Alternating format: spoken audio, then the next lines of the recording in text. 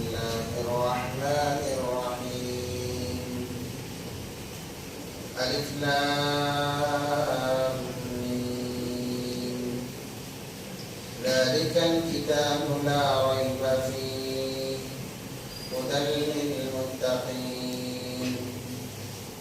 الذين يؤمنون بالغيب ويقيمون الصلاة ومما رزقناهم ينفقون والذين يؤمنون بما أنزل إليك وما أنزل من قبلك وبالآخرة هم يوقنون أولئك على هدى من ربهم وأولئك هم المفلحون إن الذين كفروا سواء عليهم أأنذرتهم أم لم تنذرهم لا يؤمنون ختم الله على قلوبهم وعلى سمعهم وعلى أبصارهم غشاوة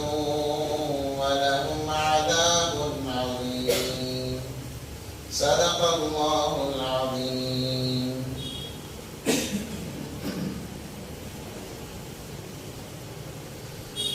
بسم الله الرحمن الرحیم. شروع کرتا ہوں اللہ کے نام سے جو بڑا مہربان نہایت رحم والا ہے. الف لام میم یہ حروف مقطعات میں سے ہے. واللہ اعلم بمراد. ذلک الکتاب لا ریب فیہ یہ وہ کتاب ہے جس کے اندر کوئی شک و شبہ نہیں. ہدی للمتقین ہدایت ہے متقین کے لیے اللہ سے ڈرنے والوں کے لیے. الذین یؤمنون بالغیب وہ لوگ جو ایمان لائے غیب پر. ویقیمون الصلاۃ اور نماز کو قائم کیا. ومما رزقناہم ينفقون اور خرچ کیا جو کچھ اللہ تبارک و تعالیٰ نے انہیں عطا کیا تھا. والذین یؤمنون بما انزل الیک اور ایمان لائے اس پر جو کچھ نازل کیا گیا ان پر. وما انزل من قبلک اور ان سے پہلے. وبالآخرۃ هم یوقنون یہی آخرت پر یقین رکھنے والے ہیں اور آخرت پر یقین رکھنے والے ہیں. اولئک علی ھدی من ربہم یہی لوگ ہدایت پر ہیں ان کے رب کی طرف سے. واولئک هم المفلحون اور وہی لوگ کامیاب ہیں. ان الذین کفروا جن لوگوں نے انکار کیا کفر کیا. سواء علیہم برابر ہے کہ آپ انہیں انذرتہم ڈرائیں ام لم تنذرہم یا نہ ڈرائیں. لا یؤمنون وہ ایمان لانے والے نہیں ہیں. ختم اللہ علی قلوبہم وعلی سمعہم اللہ تبارک و تعالیٰ نے ان کے دلوں پر مہر لگا دی ہے اور ان کے کانوں پر. وعلی ابصارہم غشاوہ اور ان کی آنکھوں پر پردہ پڑا ہوا ہے. وَلَهُمْ عَذَابٌ عَظِيمٌ اور وہ دردناک عذاب میں ہوں گے. یہ سورہ بقرہ ہے مدنی ہے. نزول کے اعتبار سے 80 پر 5 نمبر پر یہ سورت نازل ہوئی ہے. اس کی بہت ساری خصوصیات ہیں اور یہ قرآن جو آپ حضرات نے ابھی سماعت فرمایا نزول کے اعتبار سے ایک تو نزول عرشی ہے ایک نزول فرشی ہے. جیسا کہ نزول عرشی تھا ویسے ہی نزول فرشی بھی ہے. یعنی جو عرش سے پہلے آسمان پر اللہ تبارک و تعالیٰ نے قرآن پاک کو اتارا تھا ویسے ہی اس کو مرتب کیا گیا ہے. اور قرآن کی جو ترتیب نبی پاک صلی اللہ علیہ وسلم پر نازل ہوئی وہ جیسا کہ آپ تمام کو پتا ہے سورہ علق ہے. اس کے بعد میں سورہ مدثر ہے. اس کے بعد میں سورہ مزمل ہے. اس کے بعد میں سورہ قلم. پھر 5ویں نمبر پر سورہ فاتحہ ہے. یہ قرآن کی نزول کی ترتیب ہے. مگر عرشی ترتیب اور فرشی ترتیب یہی ہے کہ الحمد کے بعد میں سورہ بقرہ شروع کیا جائے. سورہ بقرہ یہ تمام قرآن پاک میں سب سے بڑی سورت ہے اور اللہ تبارک و تعالیٰ نے اس کے اندر بہت خصوصیات رکھے ہوئے ہیں. آیت الکرسی اسی کے اندر ہے اور آمن الرسول بھی اسی کے اندر ہے. ان کے متعلق لکھا ہے کہ جو انسان رات میں ان 3 آیات کی تلاوت کر لے، اللہ تبارک و تعالیٰ ساری رات تمام شرور فتن سے اس کی حفاظت فرماتے ہیں. کوئی چیز اسے نقصان نہیں پہنچا سکتی. اور نبی پاک صلی اللہ علیہ وسلم کا فرمان ہے لا تجعلوا بیوتکم مقابر ان الشیطان ینفر من البیت الذی تقرؤ فیہ. یعنی جو انسان سورہ بقرہ کو پڑھتا ہے، سب سے پہلے تو نبی پاک صلی اللہ علیہ وسلم نے فرمایا کہ اپنے گھروں کو قبرستان نہ بناؤ، مردہ گھر نہ بناؤ، اس کے اندر قرآن پاک کی تلاوت کرتے رہا کرو. اور جس گھر کے اندر قرآن پاک پڑھا جاتا ہے اللہ تبارک و تعالیٰ اس گھر سے شیطان کو دور فرما دیتے ہیں. امام قرطبی رحمۃ اللہ علیہ اپنی تفسیر میں لکھتے ہیں کہ اگر کوئی سورہ بقرہ رات میں پڑھ لے کسی گھر میں تو 3 دن تک اللہ تبارک و تعالیٰ شرور و فتن سے اس گھر والوں کی حفاظت فرماتے ہیں. یا یوں فرمایا کہ 3 دن شیطان اس گھر میں داخل نہیں ہوتا جس گھر میں رات میں سورہ بقرہ پڑھی جاتی ہے. آج لوگ پریشان حال ہیں، عاملوں کا چکر کاٹ رہے ہیں، طرح طرح کے تعویذ گھنٹے کر رہے ہیں. جیسے کہ اللہ تبارک و تعالیٰ نے فرمایا وَنُنَزِّلُ مِنَ الْقُرْآنِ مَا هُوَ شِفَاءٌ وَرَحْمَةٌ لِلْمُؤْمِنِينَ کہ قرآن کے لیے ہر چیز میں شفا، ہر چیز کے لیے شفا ہے. قرآن پاک میں سمجھنے والوں کی ضرورت ہے، دیکھنے والوں کی ضرورت ہے. اسی طرح جو گھر کے اندر، جس گھر کے اندر سورہ بقرہ پڑھی جاتی ہے اللہ تبارک و تعالیٰ تمام حوادثات کو ان خاندان والوں سے، ان گھر والوں سے دور فرما دیتے ہیں. جیسے کہ ابھی حدیث گزری 3 دن تک شیطان اس گھر میں داخل نہیں ہوتا. اور نبی پاک صلی اللہ علیہ وسلم نے فرمایا سونے سے پہلے سورہ بقرہ کی آخری آیات پڑھ کر سویا کرو، آمن الرسول اور آیت الکرسی، کہ اللہ تبارک و تعالیٰ تمہیں ہر چیز سے تمہاری حفاظت فرمائیں گے سوائے موت کی. اگر موت مقدر کی ہے، موت آ کر رہے گی، اس کے علاوہ تمام چیزوں سے اللہ تمہاری حفاظت فرمائیں گے. کوئی جادو کا اثر نہیں ہوگا، کسی جنات کا اثر نہیں ہوگا، کسی چیز کا اثر نہیں ہوگا. اور یہ گھر میں پڑھنے والوں کے لیے برکت کا ذریعہ ہے. آج بے برکتی کا جو ہمارے گھر اور ہمارے کام شکار ہوئے ہیں قرآن کے تلاوت کے نہ کرنے کی وجہ سے. فرماتے ہیں کہ جس گھر کے اندر سورہ بقرہ پڑھی جاتی ہے اللہ تبارک و تعالیٰ برکت کے دہانے کھول دیتے ہیں اس گھر کے اندر. ایک محاورہ جیسے ہے کہ اللہ جب دینے پر آتے ہیں تو چھپر پھاڑ کر دیتے ہیں. تو یہ سورہ بقرہ پڑھنے کی وجہ سے، تلاوت کرنے کی وجہ سے اللہ تبارک و تعالیٰ چھپر پھاڑ کر دے دیتے ہیں کہ بندہ سوچ میں پڑ جاتا ہے کہ اتنا آ کہاں سے رہا ہے. یہ قرآن پاک کی برکت ہے. اور اس سورت کے اندر کیونکہ سب سے بڑی سورت بھی ہے اور بڑی فضیلت والی سورت بھی ہے، تو اس کے اندر احکامی اعتبار سے 1000 احکامات ہیں، 1000 اوامر ہیں، 1000 نہیں ہیں. یعنی مکمل 3000 مجموعے کی یہ سورت ہے. اور اللہ تبارک و تعالیٰ نے اس کے اندر بہت سارے احکام جمع فرما دیے. آپ کو اس کے اندر بنی اسرائیل پر جو نعمتیں ہیں ان کا تذکرہ ملے گا، اور نافرمانی پر جو وعیدیں ہیں اس کا تذکرہ ملے گا. بڑی لمبی صورت ہے، کافی مہینوں تک چلے گی. اور اس کے ساتھ ساتھ آپ کو حیض کے بارے میں کہ عورت کب حیض سے پاک ہوتی ہے اس کا تذکرہ سننے میں ملے گا. حیض کی حالت میں مرد عورت سے کیسے محبت کر سکتا ہے اس کا تذکرہ ملے گا. اور اس کے بعد میں قبلے کا، یعنی پہلا بیت المقدس قبلہ تھا. نبی پاک صلی اللہ علیہ وسلم بیت المقدس کی طرف رخ کر کے، جیسے ہم کعبۃ اللہ کی طرف رخ کرتے ہیں، تو پہلے بیت المقدس کی طرف رخ کر کے نماز پڑھی جاتی تھی. اس کی تبدیلی کا تذکرہ اس سورت کے اندر ہے. اس کے بعد میں حج کا تذکرہ، روزوں کا تذکرہ. اور احکام میں سے کہ کسی پر ظلم ہو رہا ہے، اگر کسی نے کسی کو ناحق قتل کر دیا تو اس کا بدلہ کیا ہے، ایک انسان کو ناحق قتل کرنے کا جرم کیا ہے اور اس کی سزا کیا ہے، یہ تمام تر تذکرے اس سورت کے اندر اللہ تبارک و تعالیٰ نے جمع فرمائے ہیں. اسی لیے اللہ تبارک و تعالیٰ نے جب اس سورت کو نازل کیا ہر آیت کے ساتھ میں 80 فرشتے نازل کیے اس کی حفاظت کے لیے. ویسے تو جبرائیل امین، ان کا نام ہی امین ہے، وہ امانت دار ہیں. ان کے اندر قیامت کا کوئی نام و نشان نہیں، مگر اس کے باوجود 80 فرشتوں کا نزول ہونا، نازل ہونا اس لیے ہے کہ اللہ تبارک و تعالیٰ اس سورت کی عظمت کو بتانا چاہتے ہیں کہ کتنی عظمتوں والی یہ سورت ہے، ایک ایک سورت کتنی عظمتوں والی ہے یہ بتانا چاہتے ہیں۔ اس لیے اللہ نے ہر آیت کے ساتھ میں 80 فرشتوں کو اللہ تبارک و تعالیٰ نے اس آیت کے ساتھ میں نازل فرمایا۔ اور بعض فرماتے ہیں کہ جو کوئی اس سورت کو پڑھتا ہے تو گویا وہ ان فرشتوں کی نگرانی میں آ جاتا ہے، جس آیت کو بھی پڑھ لے ان فرشتوں کی نگرانی میں آ جاتا ہے۔ اور آگے چل کر یہودیوں نے حضرت جبرائیل امین پر طنز کیا، یعنی قیامت کرنے والا بتایا یا اور کچھ طنز کیا، اس کا تذکرہ بھی اللہ تبارک و تعالیٰ نے اس سورت کے اندر کیا ہے۔ الغرض تمام ملا کر تمام 3000 کا مجموعہ اس سورت کے اندر ہے، جو کہ کسی اور سورت کے اندر آپ کو دیکھنے میں شاید بہت کم ملے گا، اس کی بڑی فضیلت ہے۔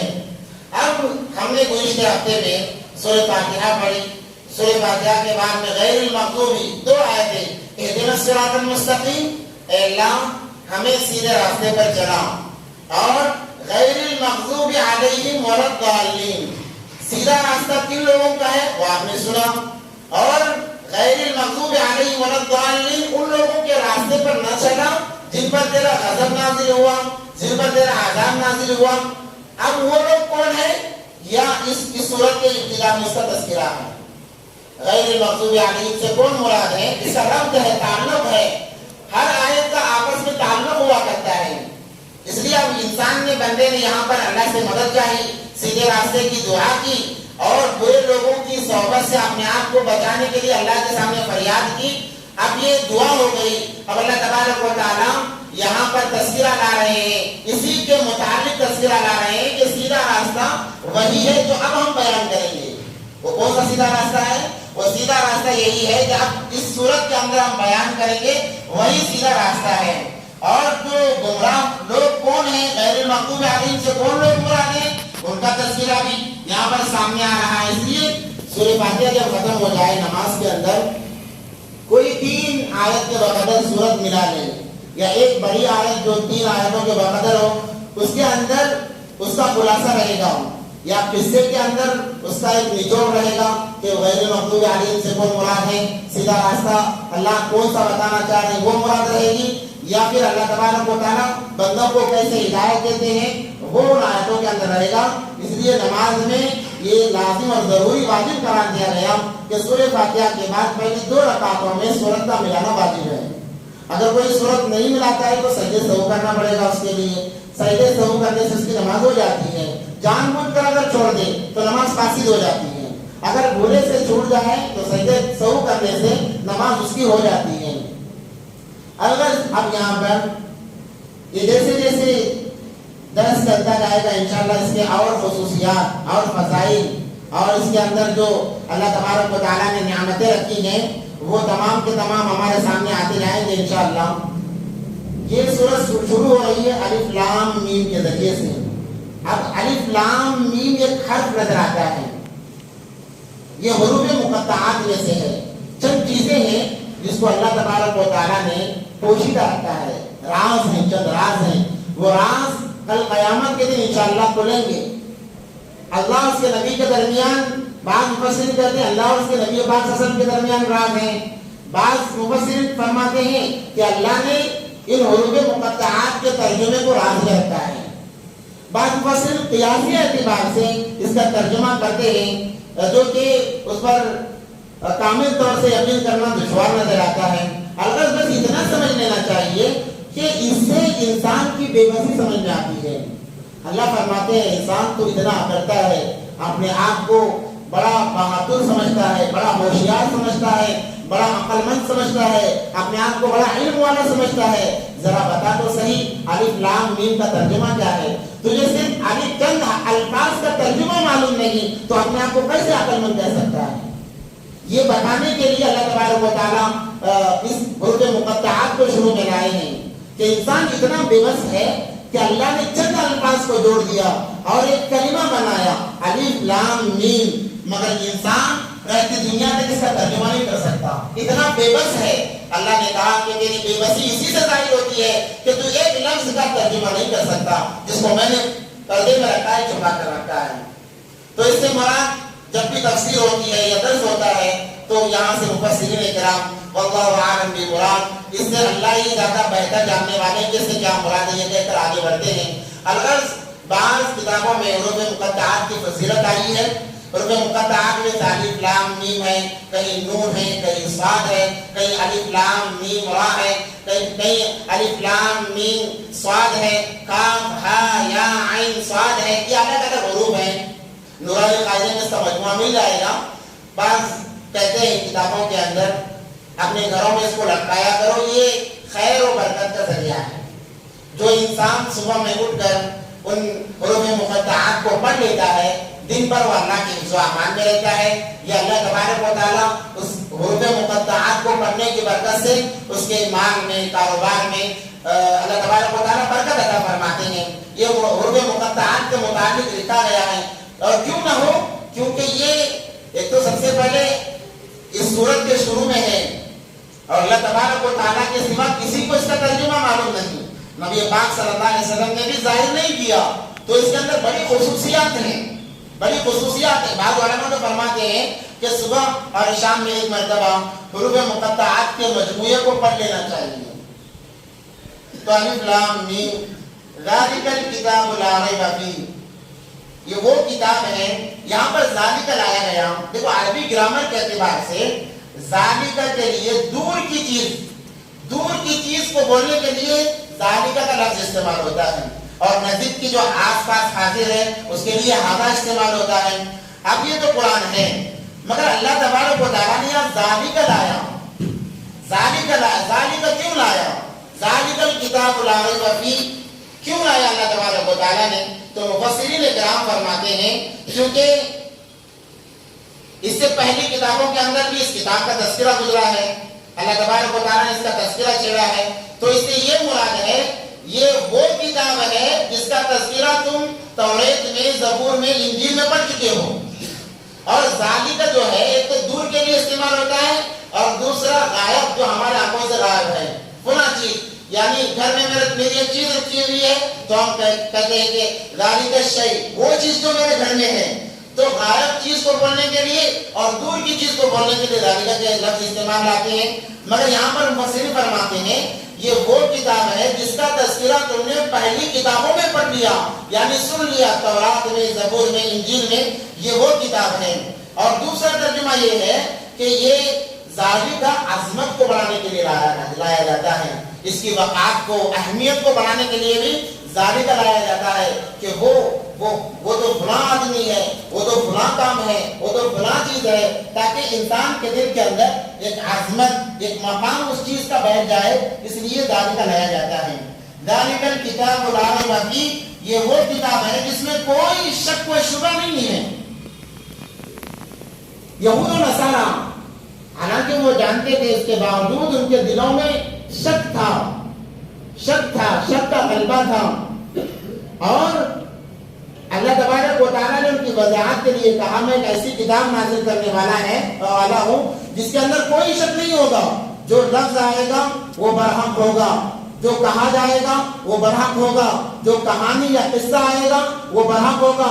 کسی معاملے میں، کسی قصے میں آپ یہ نہیں کہہ سکتے کہ اس کے اوپر مجھے اعتبار نہیں ہے، بلکہ ہر چیز جو قرآن پاک کے اندر ہے وہ بغیر شک و شبہ کے ہے۔ ذالک الکتاب، یہ وہ کتاب ہے لا ریب، جس کے اندر کوئی شک نہیں، شک کی کوئی گنجائش ہی نہیں ہے۔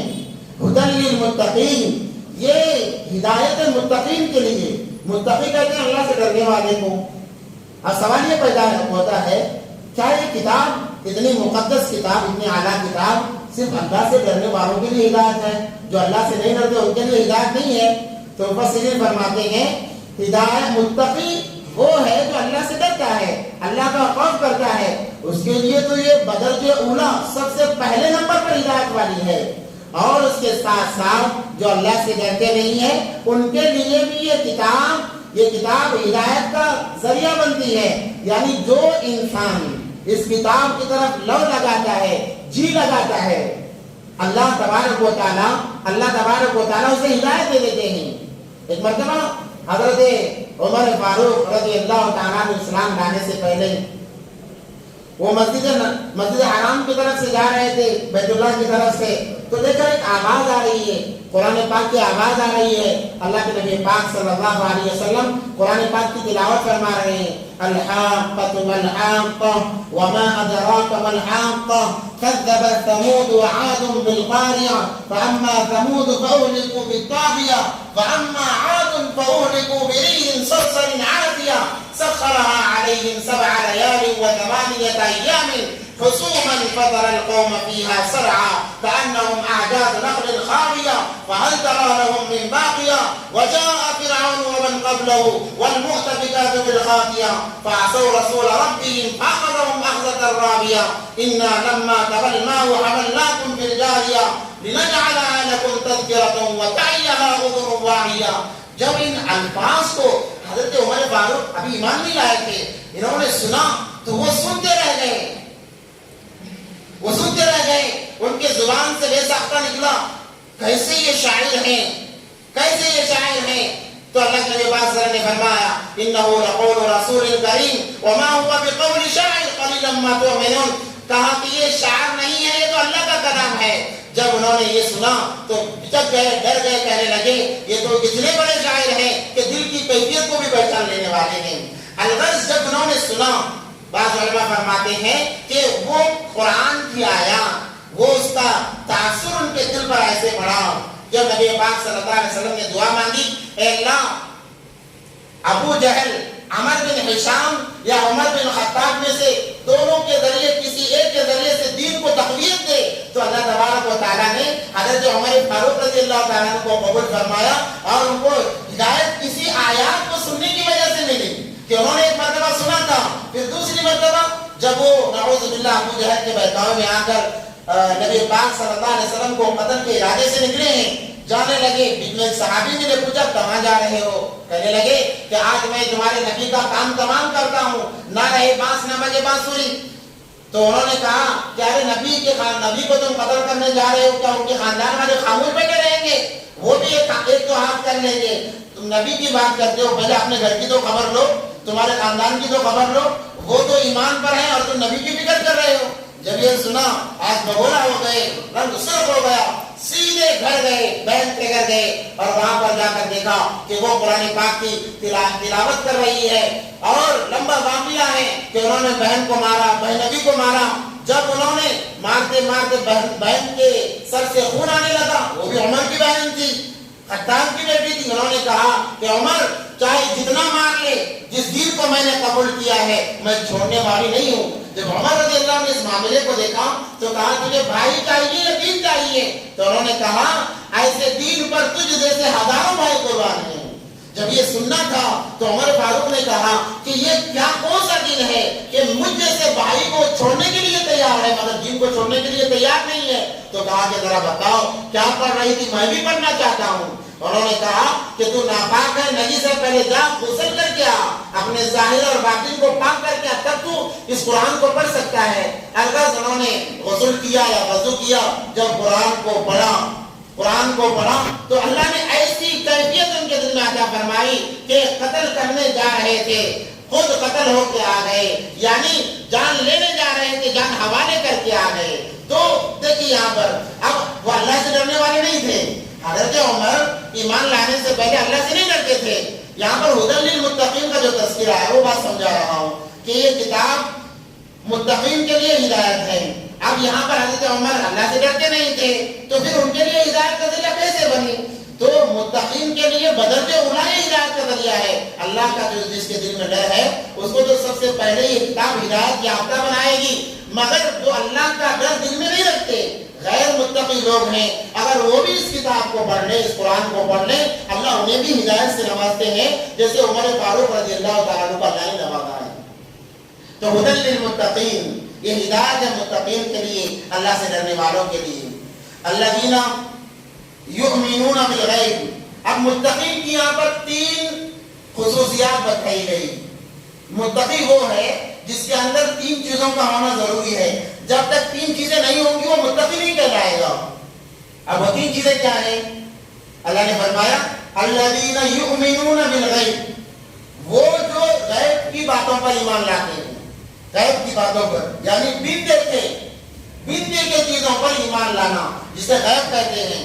اب ہمارے ذہنوں میں ایک سوال پیدا ہوتا ہے، اب ہم یہ نہ سمجھیں کہ غیب کی بات اس دیوار سے اس بازو جو چیز ہے وہ ہمارے آنکھوں سے دور ہے، ہمیں نظر نہیں آتا، تو اس چیز کا علم یہ غیب کا علم نہیں ہے، اسے غیب نہیں کہتے۔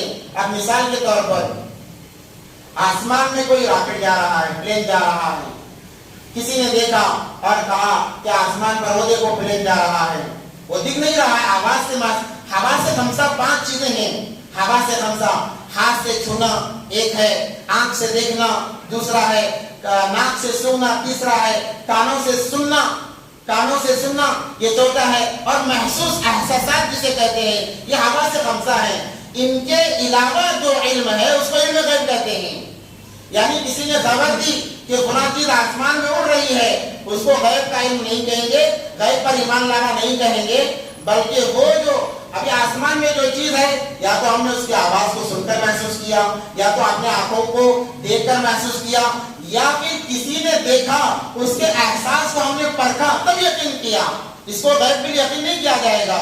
غیب کا یقین ایمان وہ ہے، مثال کے طور پر قبر کا عذاب ہے، بولنے والا بھی نہیں دیکھا ہے، بولنے والے نے بھی نہیں دیکھا ہے، سننے والے نے بھی نہیں دیکھا ہے، اب قبر کے عذابات پر یقین رکھنا یہ یقین بالغیب ہے، ایمان بالغیب ہے۔ اب جہنم ہے، نہ جہنم کو بولنے والے نے دیکھا ہے نہ سننے والے نے دیکھا ہے، اب جہنم پر یقین لانا کہ جہنم واقعی ہے، جہنم ہے، جنت ہے، فرشتے ہیں، فرشتوں کو کسی نے نہیں دیکھا مگر بتایا جا رہا ہے کہ فرشتے ہیں، بتانے والے نبی ہیں، تو ہمیں یقین کرنا ہوگا وہ ایمان بالغیب ہے۔ یعنی ایسی چیزوں پر ایمان لائے جو ہمارے آنکھوں سے اوجھل ہیں، اور حواس خمسہ کے علاوہ کا جو علم ہے وہ علم غیب کہلاتا ہے۔ الذین یؤمنون بالغیب، وہ لوگ جو ایمان لائے غیب کی باتوں پر، جیسے میں نے کہا قبر کے عذاب کے متعلق آتا ہے، تو کوئی بندہ اگر یہ کہے کہ قبر کے عذاب کو کسی نے دیکھا نہیں تو میں مانتا نہیں ہوں، تو وہ کامل ایمان والا نہیں ہے، وہ متقی نہیں ہے، اسے یقین رکھنا پڑے گا، کیونکہ قرآن کے اندر ہے، اللہ نے وضاحت فرما دی کہ ذالک الکتاب لا ریب، یہ کتاب کے اندر کوئی شک و شبہ نہیں ہے، جو چیزیں آئیں گی وہ برحق ہوں گی، جو چیزیں آئیں گی اسے ماننا پڑے گا، تبھی تم ایمان والے کہلاؤ گی۔ الذین یؤمنون بالغیب، وہ یہ پہلی نمبر ہے متقی کی علامتوں میں سے، پہلی علامت یہ ہے کہ وہ غیب کی باتوں پر ایمان لائے، وَيُقِيمُونَ الصَّلَاةَ، اور نماز کو قائم کریں، نماز کو قائم کرنے سے مراد صرف آئے اور تابع اس امام کے ہو کر نماز ادا کر لیا، یہ قائم کرنا نہیں ہے، بلکہ اس کے ارکان کو سنوارنا، اس کے واجبات کا جاننا، اس کے مستحبات کا جاننا، اس کے مکروہات کا جاننا، یہ تمام چیزیں نماز کے قائم کرنے میں داخل ہیں۔ اگر کوئی انسان یہ کہے کہ چلو میں نماز کو قائم کر رہا ہوں، آتا ہوں اول سب میں کھڑا ہو جاتا ہوں، تابع اس امام کے ہو کر میں نماز ادا کر کے چلا جاتا ہوں، میں نماز کو قائم کر رہا ہوں، تو وہ بندہ نماز کو فرائض کو ادا کر رہا ہے، فرض تو اس کے اوپر سے ثابت ہو رہا ہے، مگر جو نماز کو قائم کرنے کا اللہ نے جو حکم دیا ہے وہ اس سے صادر نہیں ہو رہا ہے، یعنی ارکان میں کمی ہے، واجبات میں کمی کر رہا ہے، اور تمام صرف فرض نماز اس سے مراد نہیں ہے، اس سے نفل بھی مراد ہے، واجبات بھی مراد ہیں، نوافل بھی مراد ہیں، تمام نمازیں اس یقیمون الصلاۃ سے مراد ہیں۔ اب ہم اندازہ لگائیں کہ ہمیں کیا واجبات، نماز کے اندر کتنے واجبات ہیں ہمیں پتہ نہیں، کتنی سنتیں ہیں ہمیں پتہ نہیں، کتنے مستحبات ہیں ہمیں پتہ نہیں، ان تمام کو ذہن میں رکھتے ہوئے نماز پڑھنا ہے ہمیں، وہ اصل نماز ہے۔ اسی لیے صحابہ کرام نے حضرت عمر بن خطاب رضی اللہ تعالیٰ عنہ کے بارے میں آتا ہے کہ یہ سورہ بقرہ کو انہوں نے یاد کرنے کے لیے 12 سال لگائے، 12 سال تک اس کو پڑھتے رہے، سمجھتے رہے، جب جا کر یہ سورت مکمل ہوئی ہے۔ ان کے بیٹے ابن عمر نے 8 سال لگائے اس کو پڑھنے کے لیے۔ جب عمر فاروق رضی اللہ عنہ نے اس سورت کو ختم کیا تو ایک اونٹ ذبح کیا اور لوگوں کو کھلایا کہ میں نے آج سورہ بقرہ ختم کیے 12 سال کے بعد میں۔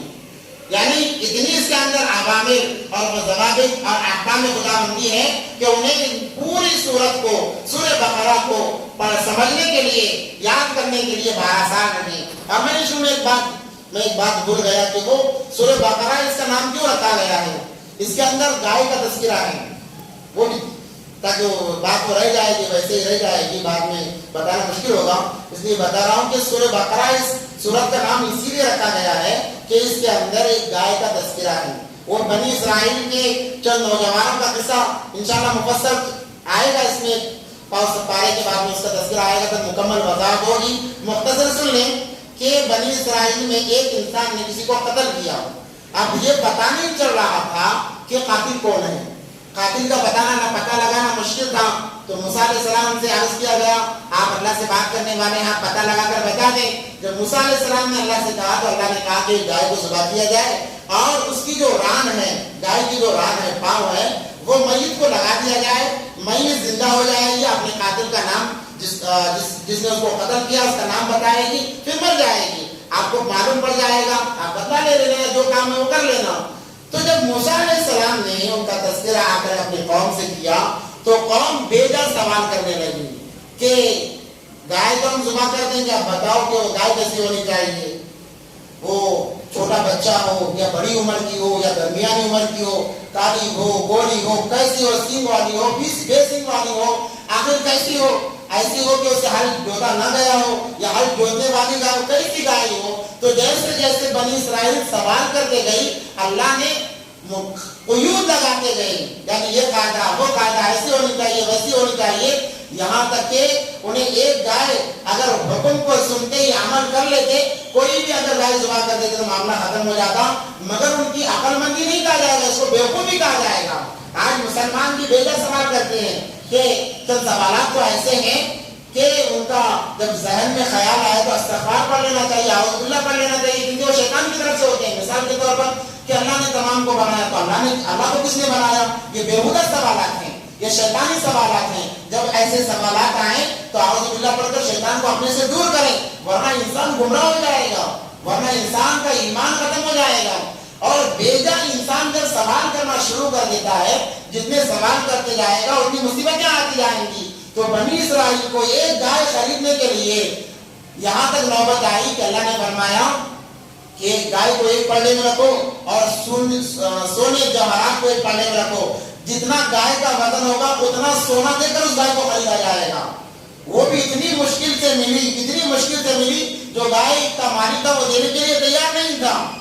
جب قصہ سامنے آئے گا تو مفصل میں انشاءاللہ ذکر کروں گا، وہ دینے کے لیے تیار نہیں تھا، اس کو منایا گیا، راضی کیا گیا، اور ایک پلڑے میں گائے کو رکھا گیا، دوسرے پلڑے میں سونا، ہیرے جواہرات رکھے گئے، اس کے وزن کے برابر طور پر ایک گائے خریدی گئی۔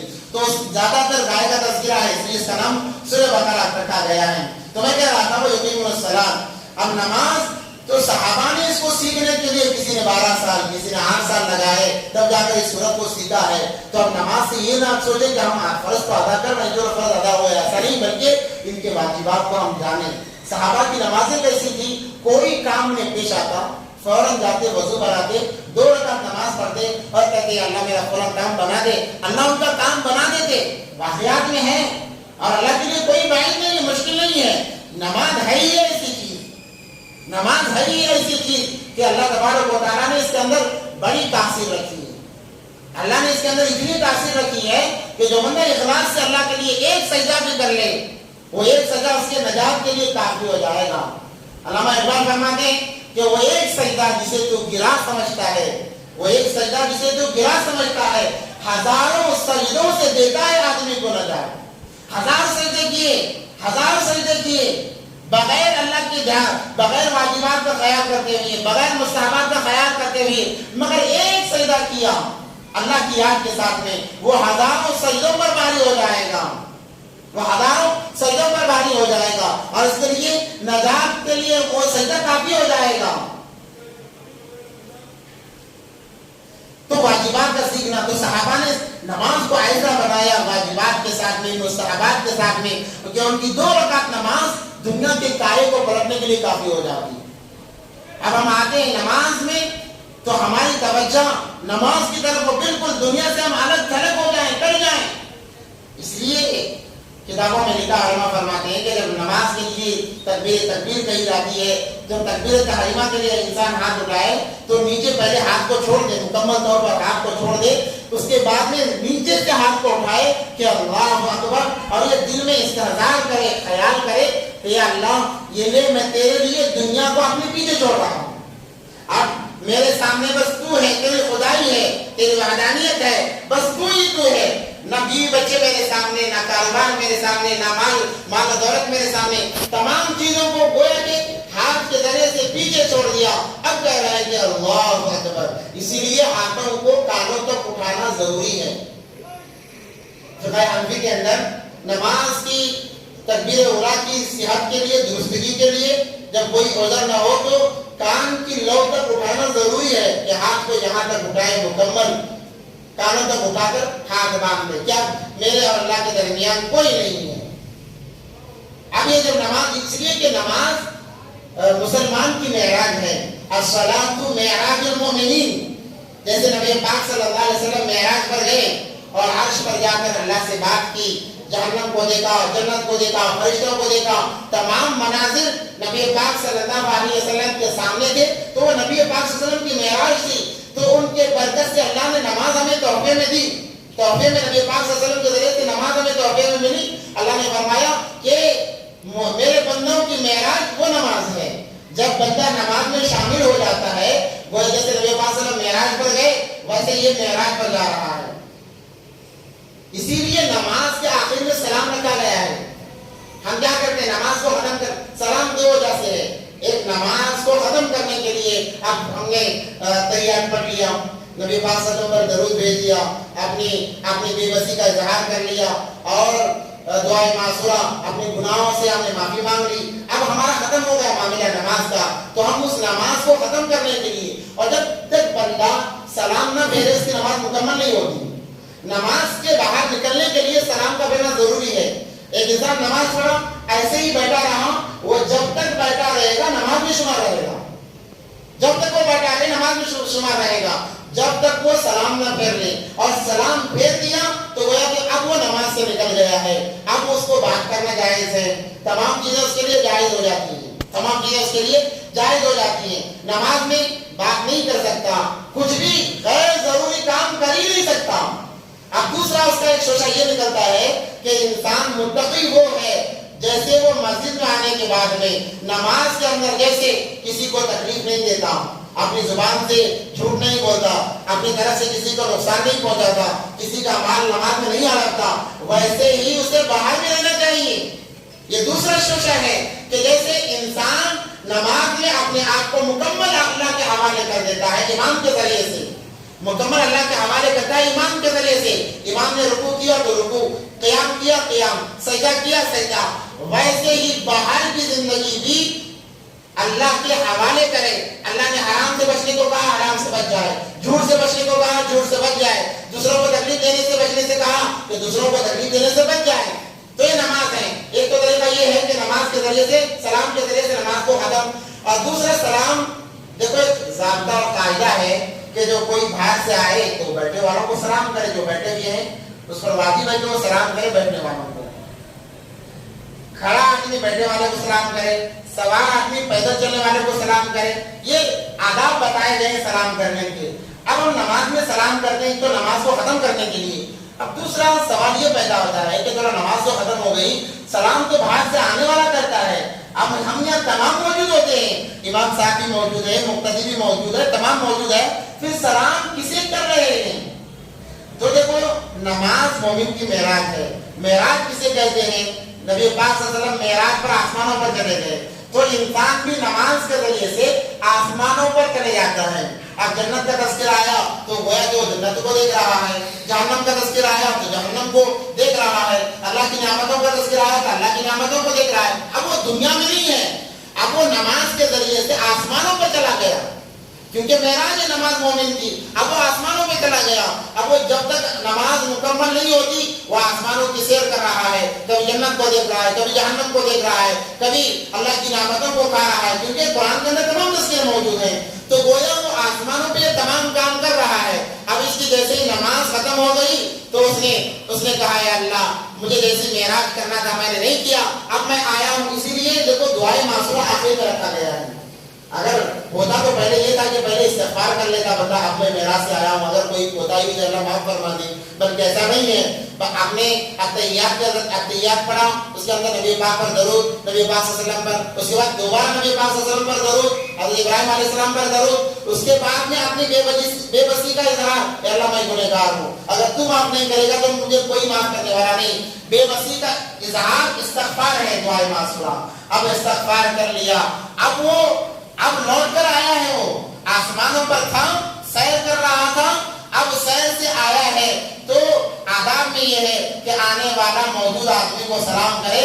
اب وہ نماز کو ختم کرنے کے ذریعے سے اب وہ آیا ہے، آتے ہی سب سے پہلا کام اسے سلام ہے، اس لیے سب سے پہلے سلام کرے تو مقتدی امام سلام کرے، مقتدیوں کی بھی نیت کرے، سیدھے طرف کے اور فرشتوں کی بھی نیت کرے، مقتدیوں کی بھی نیت کرے، مقتدیوں میں جنات بھی آ گئے، انسان بھی آ گئے، اور فرشتوں کی بھی نیت کرے۔ اب یہ آیا ہے، آتے ہی پہلا کام کیا ہے؟ سلام ہے، السلام علیکم ورحمۃ اللہ، کیونکہ حدیث پاک ہے السلام قبل الکلام، کہ بات کرنے سے پہلے سلام کرو۔ کسی سے اگر بات کرنا ہے تو اس سے پہلے سلام کرو۔ اب ہم معراج سے آئے ہیں تو اب ہمیں بات کرنا ہے، کیونکہ نماز کو ہم ختم کر رہے ہیں۔ کوئی ہے بازو میں وہ خیر خیریت پوچھے گا یا پھر ملاقات کرے گا، مصافحہ کرے گا، تو بڑے طریقہ کے بات کرنے کا انداز ہے، تو ہم بات کرنے سے پہلے سلام کر رہے ہیں، السلام علیکم ورحمۃ اللہ۔ مقتدیوں کے لیے بھی چاہیے کہ وہ جب امام صاحب سلام پھیرے، امام صاحب مقتدیوں کے اور فرشتوں کی نیت کرے گا، مقتدی جو ہے فرشتوں کی اور اپنے بازو جو ہے اس کی نیت کرے دل کے اندر کہ میں انہیں سلام کر رہا ہوں، السلام علیکم ورحمۃ اللہ۔ پھر بائیں طرف السلام علیکم ورحمۃ اللہ، گویا کہ اب یہ معراج سے آیا ہے، آنے کے بعد پہلا کام اس نے کیا السلام علیکم ورحمۃ اللہ۔ تو یہاں پر الذین یقیمون الصلاۃ سے مراد نماز کے تمام ارکان، نماز کے تمام ارکانوں کے ساتھ میں جب آپ سلام کریں گے تو آپ یہ کہیں کہ میری جو مقتدی ہیں یا میری جو بازو میں ہیں ان کے لیے میں سلام کرتا ہوں، تو سلام اگر سنت ہے تو اس کا جواب دینا واجب ہے۔ دل میں دے دیں، سوالات کے لیے بعد میں آخر میں موقع دیا جائے گا انشاءاللہ۔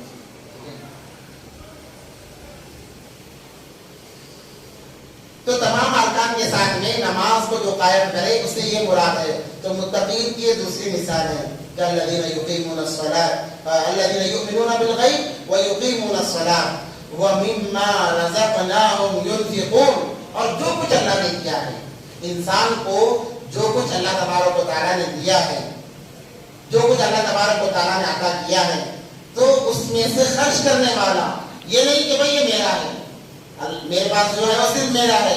دیکھو انسان کے پاس جو ہے وہ اللہ کا ہے، چاہے دماغ ہو، چاہے مال ہو، پیسہ ہو، بیوی ہو، بچے ہو، جو بھی ہے انسان کے پاس وہ کس کا ہے؟ وہ اللہ کا ہے، کیونکہ ہر چیز عطا کرنے والے کون ہیں؟ اللہ تبارک و تعالیٰ ہے۔ تو اور اللہ نے فرمایا کہ اے انسان، ہم نے تیرے جان اور مال کو جنت کے بدلے خرید لیا ہے۔ اب یہ ہمارے پاس جو جان ہے، جو مال ہے، وہ امانت ہے اللہ کی، اس لیے جہاد جب فرض ہوگا آدمی بہانہ نہیں بنا سکتا، اگر تندرست ہے تو بہانہ نہیں بنا سکتا کہ مجھے فلاں کام ہے، چلو مجھے نماز پڑھانا ہے، کیونکہ ابھی مجھے نماز پڑھانا ہے، میرا کام ہے نماز پڑھانا ہے، اللہ میں نماز مجھے پڑھانا تھا اس لیے میں جہاد میں شریک نہ ہو سکا، اے اللہ مجھے بیوی بچوں کو سنبھالنا تھا، ان کی ضروریات تیرا حکم ہے کہ اپنے اہل و عیال کا خیال رکھا جائے، اور تیرا حکم ہے یا ایھا الذین آمنوا قوا انفسکم واہلیکم نارا، اپنے اہل و عیال کو جہنم کی آگ سے بچاؤ۔ اللہ تیرا حکم ہے، میں اس کام میں لگا ہوا تھا، میں نے جہاد نہیں کیا، تو یہ کوئی عذر نہیں ہوگا اور یہ عذر مانے نہیں ہوگا۔ جب جہاد فرض ہوگا تو اسے سب سے مقدم جہاد کو رکھنا پڑے گا، یہاں تک کہ نماز سے بھی مقدم جہاد ہے۔ جب جہاد فرض ہوگا تو نماز سے مقدم کیا ہوگا؟ جہاد ہوگا۔ انسان بہانے باتیں نہیں بنا سکتا۔ تو جان اور مال ہمارے پاس جو کچھ بھی ہے، آنکھوں کی نعمت ہے، کانوں کی نعمت ہے، جتنی چیزیں ہمارے پاس میں ہیں وہ تمام کی تمام اللہ کی عطا کردہ ہیں، اللہ کی عطا کردہ ہیں۔ تو اللہ نے فرمایا وَمِمَّا رَزَقْنَاهُمْ، رزقناہم سے میرا مراد جو کچھ ہمیں عطا کیا گیا، رزق دیا گیا، رزق دیا گیا، ينفقون، اس میں سے انسان اللہ کے لیے خرچ کرتا ہے، اللہ کے لیے دیتا ہے، اللہ کے لیے لوٹاتا ہے، بہانے بازی نہیں بناتا کہ مجھے فلاں کام کے لیے ضرورت ہے، فلاں کام کے لیے ضرورت ہے۔ دیکھو صدقہ خیرات کرنا صاحب نصاب پر زکات میں سے جو مقدر ہے، یعنی 1 لاکھ پر 2,500 روپے جو اس کا جو متعین ہے، وہ تو زکات اس کے اوپر سے فرض کو ثابت کرنے کے لیے ہے، اس کے بعد میں بھی اس کے مال میں حق ہے، حقوق ہیں جسے ہم صدقہ خیرات کرتے ہیں۔ ہاں اگر زکات دینے کے بعد میں وہ خیرات نہ کرے، صدقہ نہ کرے، گناہ تو نہیں ہوگا، گناہ تو نہیں ہے، مگر اس کے باوجود بھی یہ اپنے درجات کو بڑھانے کے لیے حق ہے کہ وہ اللہ کے نام پر لگائے، اللہ کے نام پر لٹائے، اللہ کے نام پر دے۔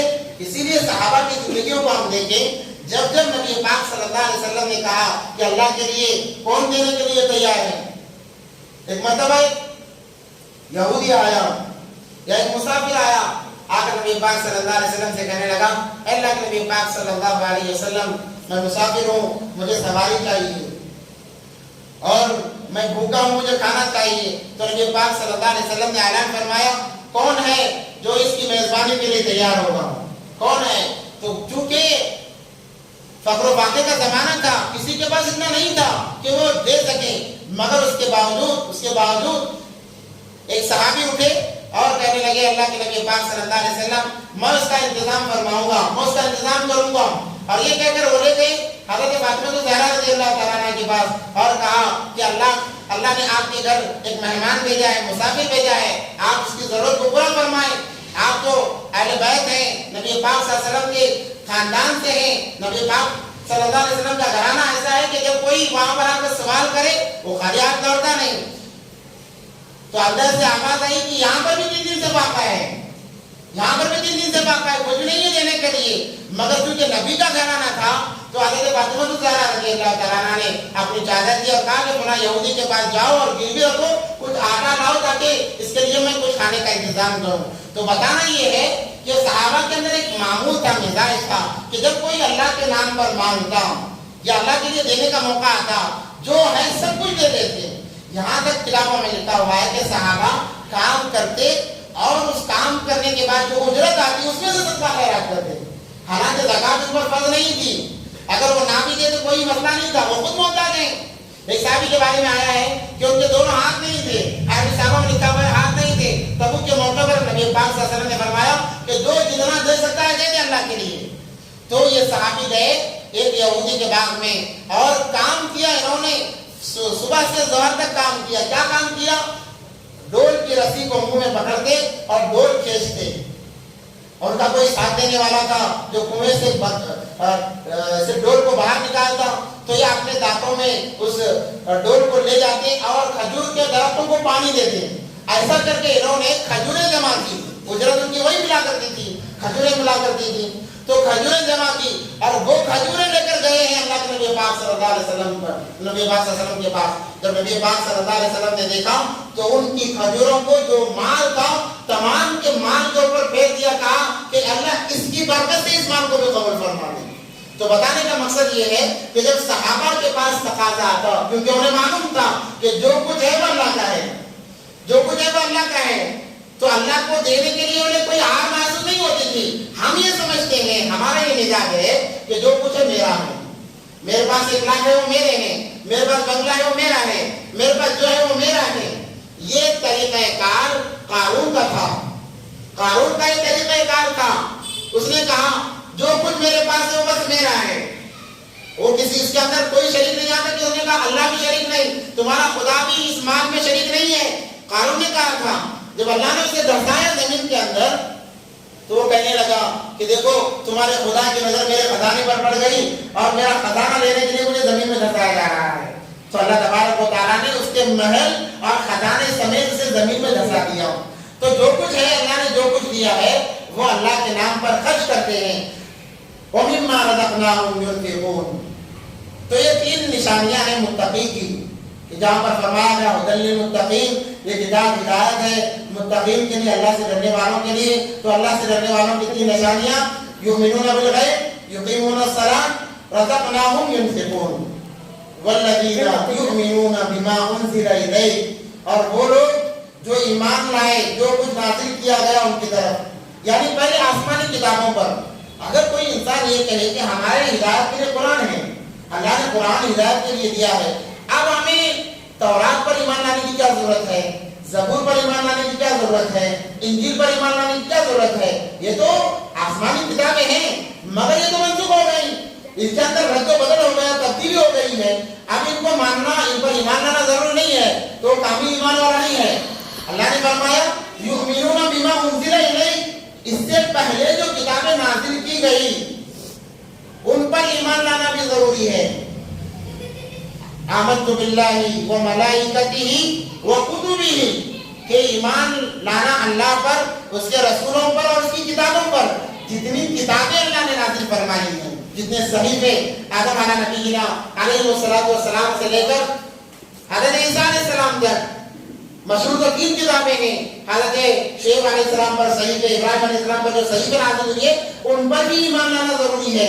آمنت باللہ و ملائکتہ و کتبہ و رسلہ والیوم الآخر، اور آخرت کے دن پر بھی، جیسے میں نے کہا کہ غیب جسے کہتے ہیں، والیوم الآخر والقدر خیرہ و شرہ، اچھی تقدیر پر بھی، کہ جو چیز اچھی تقدیر سے آتی ہے، یعنی کام اچھا ہو گیا تو ہم کہتے ہیں کہ چلو کام اچھا ہو گیا، اس پر بھی ایمان لانا، اگر کام برا ہو گیا تو یہ بھی اللہ کی طرف سے، اس پر بھی ایمان لانا، یہ نہیں کہنا کہ چلو میرا کام یہ بننے والا تھا، کام نہیں بنا، اس لیے نہیں بنا کہ میں صبح میں جب گھر سے نکلا تو بلی نے راستہ کاٹ لیا تھا جس کی وجہ سے میرا کام نہیں بنا، تو یہ غیب پر ایمان لانا نہیں ہے، تقدیر پر ایمان لانا نہیں ہے، بلکہ اس کے اندر مخلوقات کو شامل کرنا ہے۔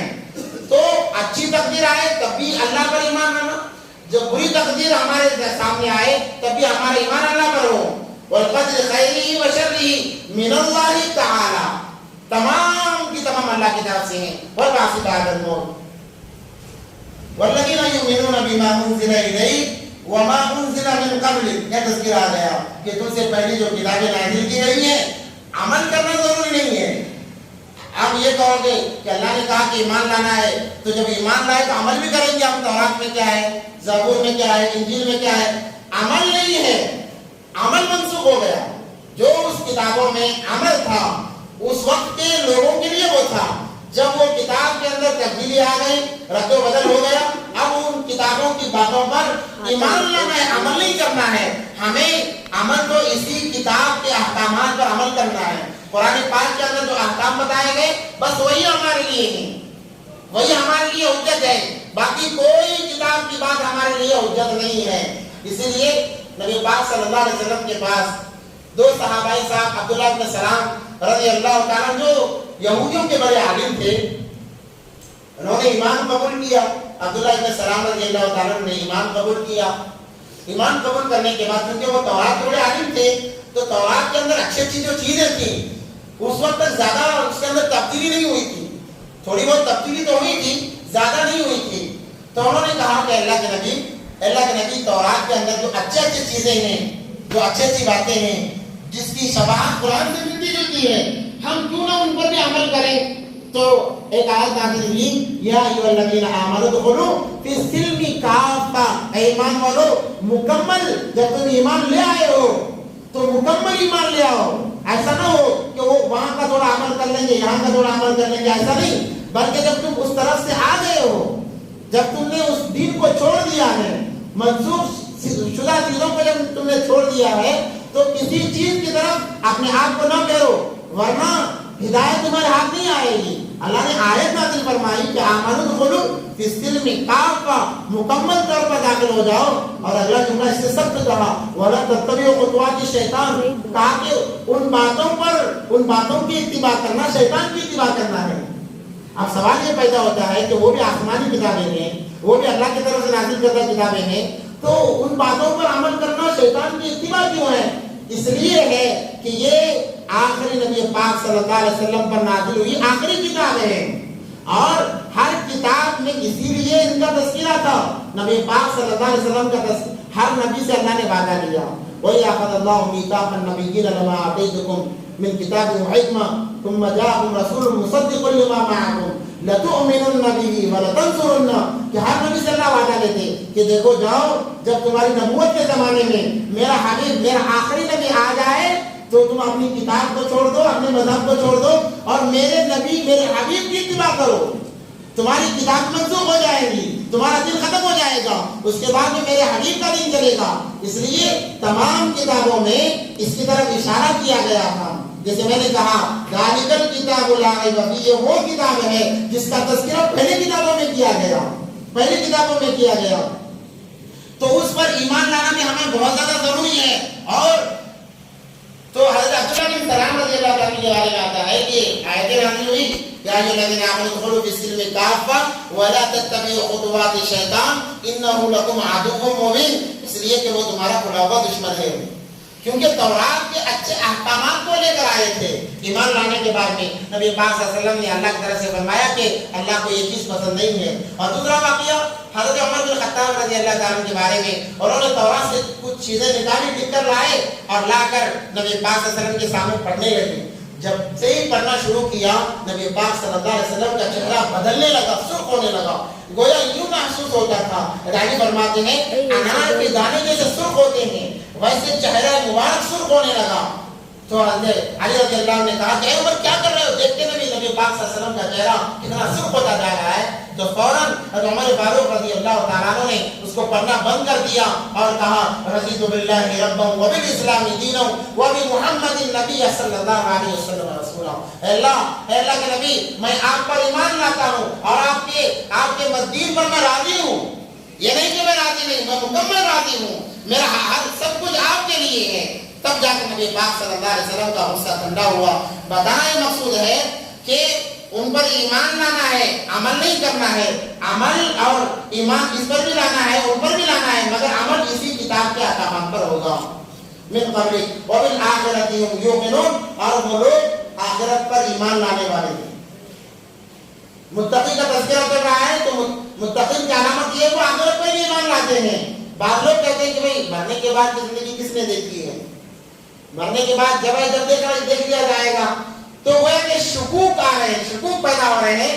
اللہ نے سب سے پہلے ہی شک و شبہ کی نفی کر دی. لا ریب فیہ, اس کتاب کے اندر شک نہیں ہے, جو باتیں آئیں گی اس کو ہم تسلیم کرنا ہوگا, تبھی حقیقی معنوں میں ایمان والے کہلاؤ گے. اس پہلے رکوع کے اندر 3 طبقے کا ذکر ہے, 3 طبقے کا. پہلے تو مومنین متقین جسے کہتے ہیں, متقی یعنی ایمان والوں کا تذکرہ ہے. اس کے بعد میں 2 آیتوں میں کافروں کا تذکرہ ہے. اس کے بعد میں مسلسل 13 آیتوں میں منافقین کا تذکرہ ہے. 13 آیتوں میں, کیونکہ منافقین سے جتنی نبی پاک صلی اللہ علیہ وسلم کو تکلیف ہوئی ہے اتنا کافروں سے تکلیف نہیں ہوئی ہے. سب سے زیادہ جو تکلیف نبی پاک صلی اللہ علیہ وسلم کو پہنچی ہے وہ منافقین سے. وہ انشاءاللہ تذکرہ جب آئے گا تو بات چھیڑی جائے گی. اس لیے اللہ نے قرآن میں فرمایا ان المنافقین فی الدرک الاسفل من النار, کہ منافقین کو اللہ جہنم کے تہ میں 7واں حصہ جو ہے جہنم کا بالکل نچلا حصہ جہاں سے گرمی تمام حصوں میں منتقل ہوتی ہے, تو ان المنافقین فی الدرک الاسفل من النار, تو اللہ منافقین کو جہنم کے 7ویں حصے میں جہاں پر زیادہ عذاب اور آگ ہے وہاں پر داخل فرمائیں گے. اس لیے کہ منافقین سے سب سے زیادہ جو تکلیف اللہ کے نبی پاک صلی اللہ علیہ وسلم کو پہنچی ہے اتنی کافروں سے نہیں پہنچی ہے. اب یہ تذکرہ 2 آیتوں میں کافروں کا تذکرہ ہے. اولئک علی ھدی من ربہم, یہی لوگ ہدایت پر ہیں جن کا پہلے تذکرہ گزرا. متقین جو جن کا تذکرہ گزرا وہی لوگ ہدایت پر ہیں. اولئک علی ھدی من ربہم, اپنے رب کی طرف سے, اللہ کی طرف سے وہی لوگ ہدایت یافتہ ہیں. واولئک هم المفلحون, اور وہی لوگ کامیاب ہیں. اس کے علاوہ جتنے لوگ ہیں وہ کامیاب نہیں ہیں. ان الذین کفروا سواء علیہم, جن لوگوں نے کفروا انکار کرنے کو بھی کہتے ہیں, کفر کرنے کو بھی کہتے ہیں. کفر کرنے کو بھی کفر کہتے ہیں اور کسی چیز کا انکار کرنے کو بھی کفر کہتے ہیں. کافروں نے انکار کیا. کس کا انکار کیا؟ اللہ کی کتاب کا انکار کیا, نبی کا انکار کیا, وحدانیت کا انکار کیا, توحید کا انکار کیا, اس لیے انہیں کافر کہتے ہیں. تو انکار کرنے کو بھی کفر کہتے ہیں. اور اللہ کے علاوہ کسی اور کی عبادت کرنے کو بھی, اسے بھی کفر و شرک, وہ دونوں ہم مثال ہیں. ان الذین کفروا, اور جن لوگوں نے کفر کیا یعنی انکار کیا. مصنف فرماتے ہیں امام قرطبی رحمۃ اللہ علیہ فرماتے ہیں جن لوگوں نے کفر کیا، انکار کیا، سواء علیہم، تو برابر ہے ان کے لیے، اانذرتہم، کہ آپ انہیں ڈرائیں، ام لم تنذرہم، یا نہ ڈرائیں۔ جن لوگوں نے انکار کیا آپ انہیں ڈرائیں یا نہ ڈرائیں، لا یؤمنون، وہ ایمان لانے والے نہیں ہیں۔ اسی لیے آپ مکے کے لوگوں کو دیکھ لیجیے، اللہ کے نبی پاک صلی اللہ علیہ وسلم نے کتنا انہیں ڈرایا، آیتیں پڑھ پڑھ کر جہنم کا خوف دلایا، وعیدیں سنائی، مگر وہ ایمان نہیں لائے۔ ابو جہل قرآن سنا کرتا تھا مگر وہ ایمان نہیں لایا، وعیدیں سنا کرتا تھا مگر وہ ایمان نہیں لایا۔ ان الذین کفروا، یقیناً وہ لوگ جو انہوں نے انکار کیا، کفر کیا، سواء، برابر ہے، چاہے آپ انہیں ڈرائیں یا نہ ڈرائیں، ام لم تنذرہم لا یؤمنون، وہ ایمان لانے والے نہیں ہیں، وہ اللہ کو ماننے والے نہیں ہیں، وہ نبی کو ماننے والے نہیں ہیں۔ ختم اللہ علی قلوبہم، اب دوسری آیت، دو آیتوں میں جو تذکرہ وہ یہی ہے، ختم اللہ علی قلوبہم وعلی سمعہم، تو اللہ تبارک و تعالیٰ نے اتنا 10 سال نبی پاک صلی اللہ علیہ وسلم نے مکے کے اندر 10 سال نبوت ملنے کے بعد میں وحدانیت کو سنایا، اللہ کے ایک ہونے کو بتایا، مگر 10 سال کا عرصہ گزرا پھر بھی انہوں نے نہیں مانا، چند لوگوں کے علاوہ پھر بھی انہوں نے نہیں مانا۔ تو اللہ تبارک و تعالیٰ نے اب جب ایک چیز جب وہ حد سے بڑھ جاتی ہے، حد سے بڑھ جاتی ہے، تو وہ اس کا خاتمہ قریب آ جاتا ہے۔ وہ مثال کے لیے کہتے ہیں کہ جب چونٹی کو پر نکل آ جاتے ہیں تو اس کی موت کی علامت ہے، چونٹی کو جب پر نکل آتے ہیں تو اس کے لیے موت کی علامت ہے۔ تو ختم اللہ علی قلوبہم وعلی سمعہم، اللہ نے ان کے دلوں پر مہر لگا دی ہے، یعنی اللہ تبارک و تعالیٰ نے ان کے دلوں پر ایک ٹھپا لگا دیا ہے، وعلی سمعہم، اور ان کے کانوں پر، وعلی ابصارہم، اور ان کی آنکھوں پر۔ دیکھو کسی چیز پر اعتماد کے لیے 2 چیزیں بہت زیادہ دخل انداز ہیں، ایک تو کان کہ انسان سن کر اس پر عمل پیدا ہوتا ہے، دوسرا آنکھ ہے کہ انسان دیکھ کر ہاں کہ واقعی یہ چیز ہے، اس کی محبت کو اپنے دل میں بٹھاتا ہے، یا تو سن کر بٹھاتا ہے یا تو پھر دیکھ کر بٹھاتا ہے۔ تو اللہ تبارک و تعالیٰ نے نبی فرماتے کہ ختم اللہ علی قلوبہم، اور کان اور آنکھ کا تعلق، کان اور آنکھ کا تعلق دل سے ہے، چونکہ تو اللہ نے سب سے پہلے دل کا تذکرہ یہاں پر کیا کہ اللہ نے ان کے دلوں پر مہر لگا دی۔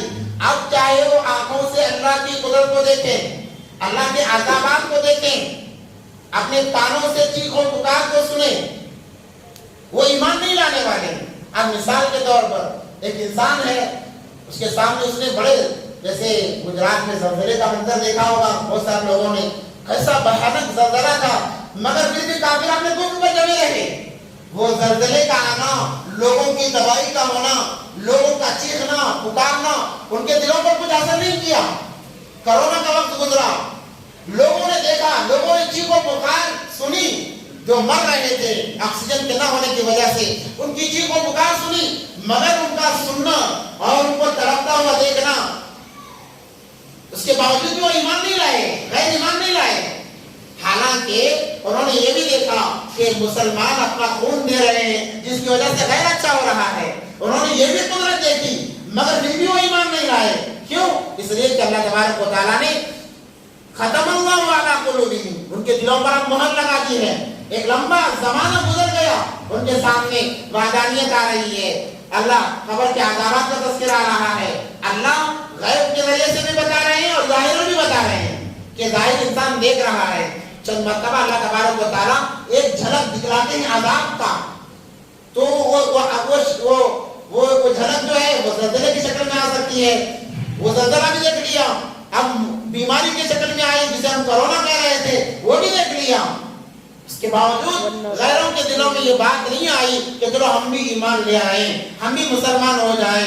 جب یہ چیزیں دیکھنے کے باوجود بھی انسان کے دل کے اندر یہ کیفیت نہیں آئی تو گویا اس کے دل پر اللہ نے مہر لگا دی ہے۔ ختم اللہ علی قلوبہم، تو اللہ نے فرمایا اے نبی جی آپ زیادہ مایوس نہ ہو، ہم نے ان کے دلوں پر مہر لگا دی ہے۔ اور سب سے بہترین مثال ابو طالب کی ہے، ابو طالب کی ہے کہ نبی پاک صلی اللہ علیہ وسلم کو جتنا ابو طالب نے ساتھ دیا ہے اتنا کسی نے ساتھ نہیں دیا ہے۔ ہر وقت میں انہوں نے سارے مکے سے دشمنی مول لی، سارے مکے سے دشمنی مول لی۔ ایک مرتبہ نبی پاک صلی اللہ علیہ وسلم کہیں چلے گئے، بہت جستجو کی، تلاش کیا، نہیں نظر آئے، تو ابو طالب کے دل میں ایک خوف پیدا ہو گیا، کیونکہ نبوت کے بعد میں سارے مکے کے سردار نبی کے دشمن تھے۔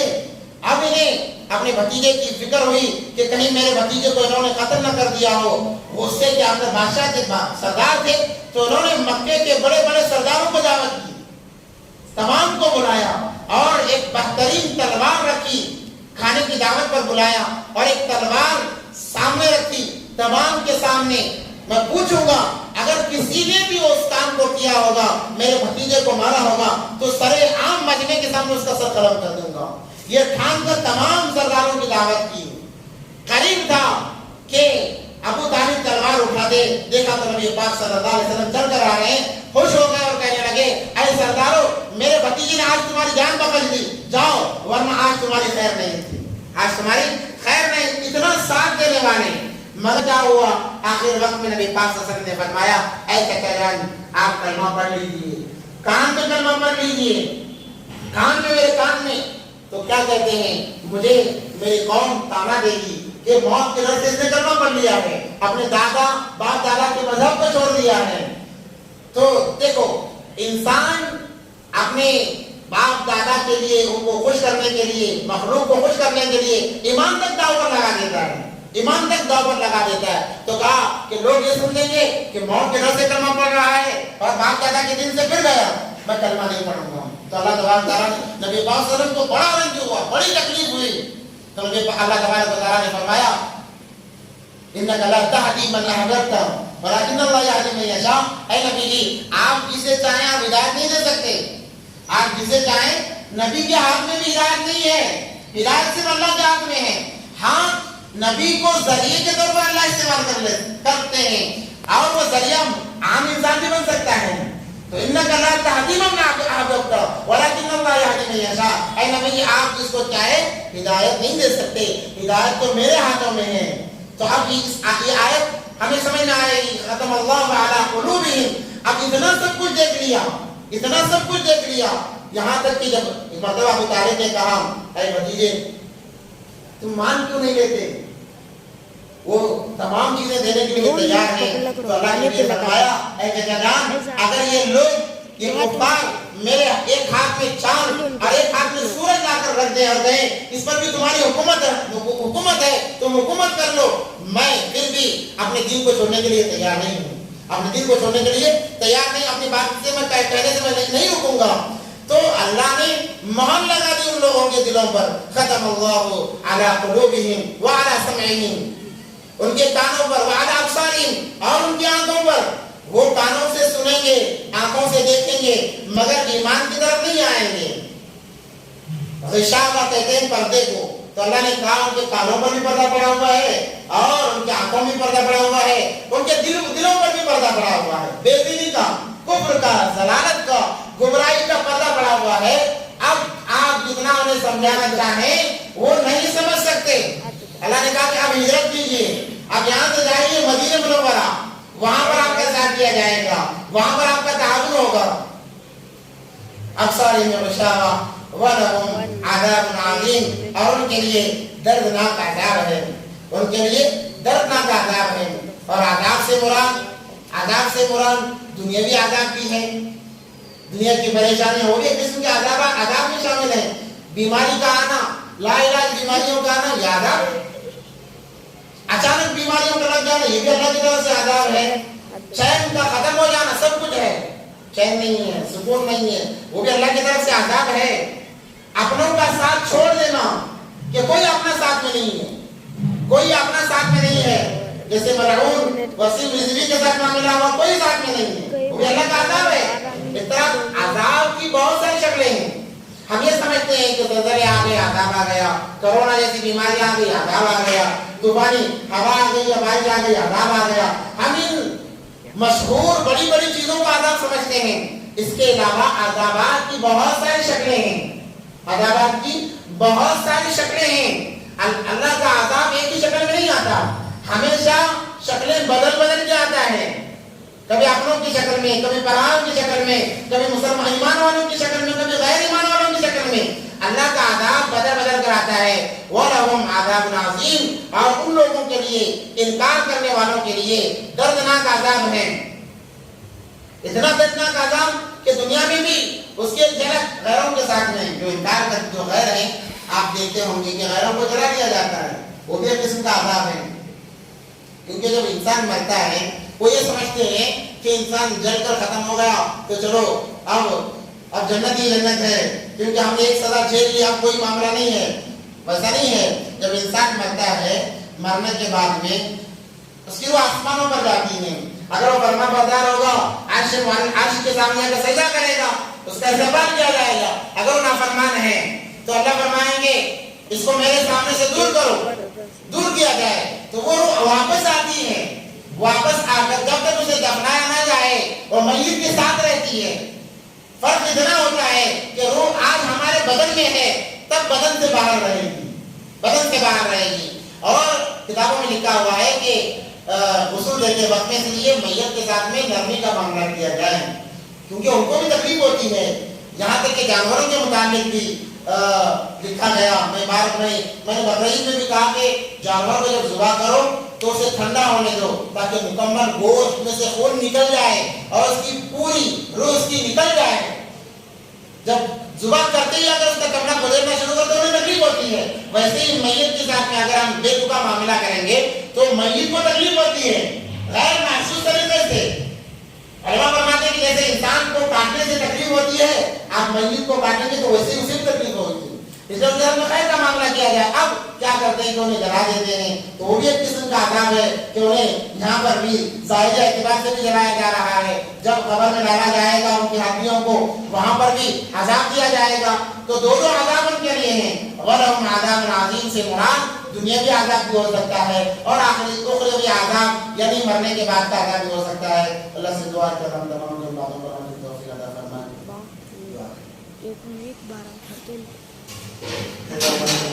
شکریہ.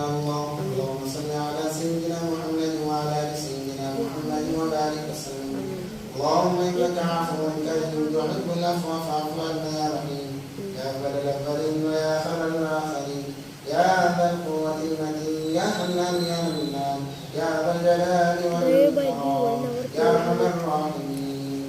ربنا لا تزغ قلوبنا بعد إذ هديتنا وهب لنا من لدنك رحمة إنك أنت الوهاب يا عزيز يا غفار يا أرحم الراحمين. اللهم صرف القلوب صرف قلوبنا يا مقلب القلوب ثبت قلوبنا على دينك. اللهم آت نفسي تقواها وزكها أنت خير من زكاها وأنت وليها ومولاها يا أرحم الراحمين. صلى الله تعالى على خير خلقه محمد وعلى آله وأصحابه أجمعين برحمتك يا أرحم الراحمين والحمد لله رب العالمين.